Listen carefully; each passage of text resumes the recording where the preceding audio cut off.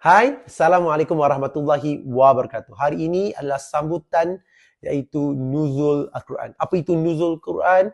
Dia merujuk kepada peristiwa turunnya wahyu pertama kepada Nabi Muhammad sallallahu alaihi wasallam.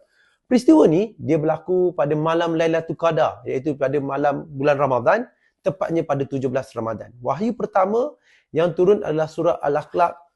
Bacalah dengan nama Tuhanmu yang menciptakan. Al-Quran diturunkan secara berperingkat selama 23 tahun. Bermula pada 610 Masihi, menerima wahyu pertama di Gua Hira dan berakhir pada 632 Masihi, iaitu pada tahun wafatnya Nabi Muhammad SAW. Nuzul Quran ini bukan hanya peristiwa bersejarah sahaja semata-mata, tapi dia sebagai pengajaran kepada kita umat Islam betapa pentingnya membaca, menuntut ilmu dan mendekatkan diri kepada Allah Subhanahu Wa Taala.